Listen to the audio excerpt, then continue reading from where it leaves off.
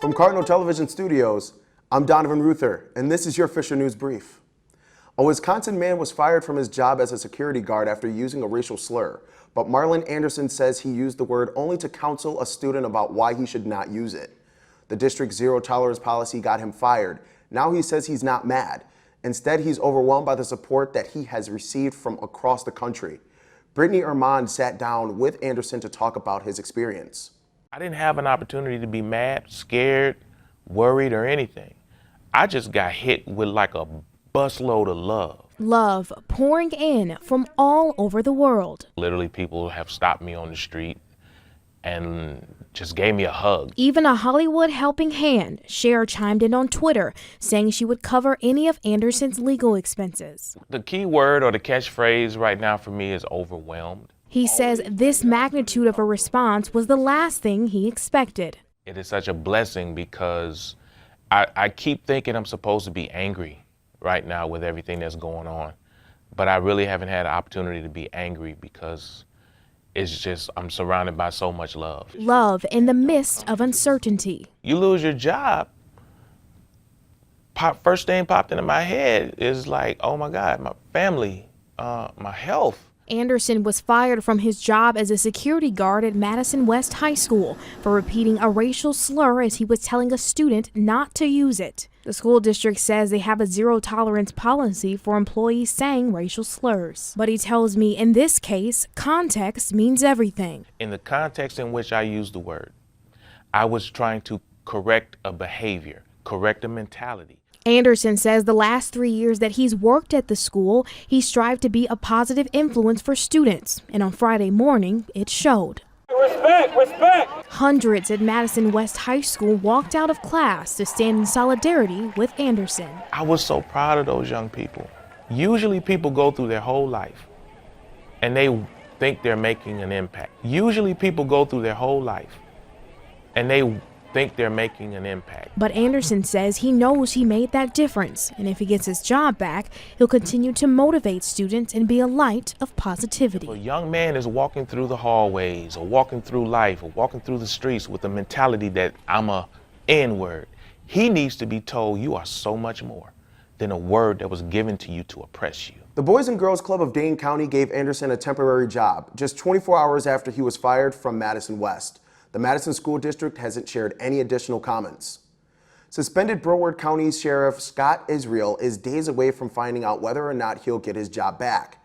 Florida Governor Ron DeSantis suspended Israel in January, citing failures related to the Marjorie Stoneman Douglas High School massacre and the Fort Lauderdale Hollywood International Airport shooting.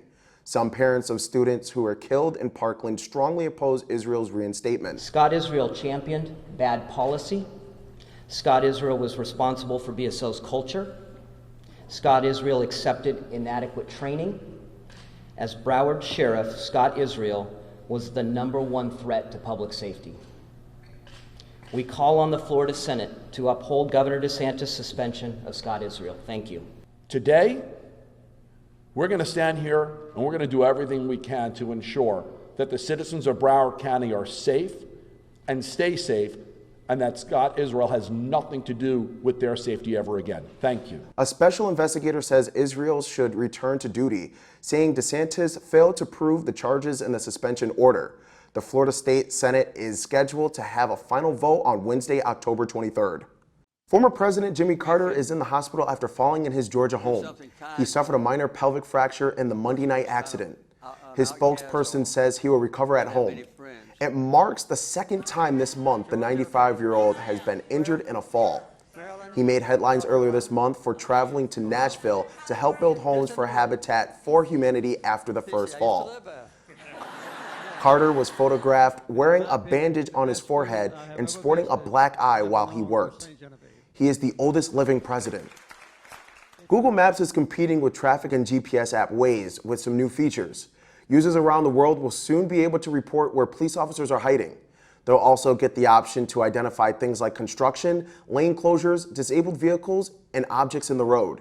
An earlier version of the reporting feature is already available for Android users, but starting last week, updates began that will include Apple users. Florida inmates helped clean up parts of the state hit hard by a tornado.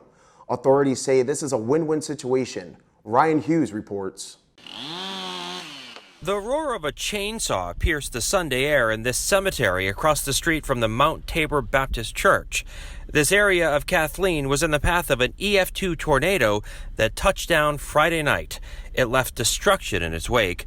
These inmates turned into volunteers to help clean up. First of all, glad that I'm able to, repay my debt to society, but also knowing that directly my help is influenced by the neighborhood. It's just amazing. They hauled away branches and tree trunks. Others raked the cemetery grounds. I think it's a good thing we're helping the community and serving our time outside of the jail, which is important for us that have a life. The inmates were split into two groups to tackle cleanup around the church and also near Kathleen Middle School. We're just going to have a lot of feet on the ground and a lot of good muscle to help clean this area up. The Bull County Sheriff's Office has a long history of allowing inmates to volunteer in the community. They're considered alternative sentence inmates, meaning they can work to help support their families while incarcerated. Today, that help was certainly needed. It's going to take a whole community to help clean this area up. An area pummeled by Mother Nature, but already on the mend. Senator Mitt Romney has come clean about a secret Twitter account. He even uses a fake name. That name, as CNN Jenny Most reports, is now the talk of social media. If you think the name Mitt fits Romney like a glove, you haven't heard his alias. Pierre Delecto. Pierre Delecto. Okay, back to Pierre Delecto. But first, back to Mitt Romney's secret Twitter account. A reporter for Slate dug it up after Romney mentioned it in The Atlantic, and Romney confirmed the account. He gave me a two-word response, c'est moi, which for those who don't speak French means it's me. It was a Twitter account intended mostly for following others.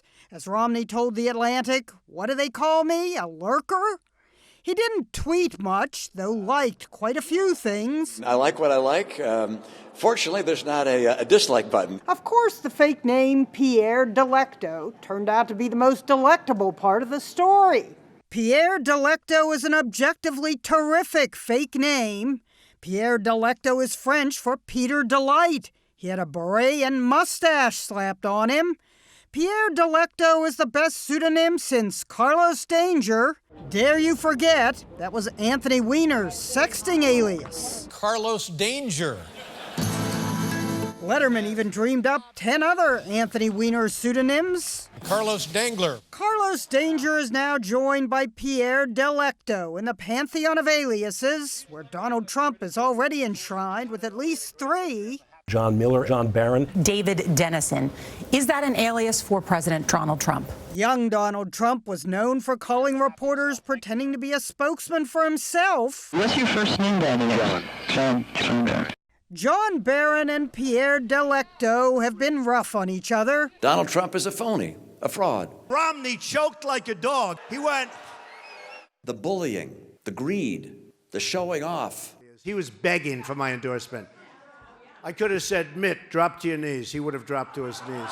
Maybe only if you called him Pierre Delecto. Jenny Most, CNN. Oh, yeah. New York. That's all for today's news. I'm Donovan Ruther with your official news brief.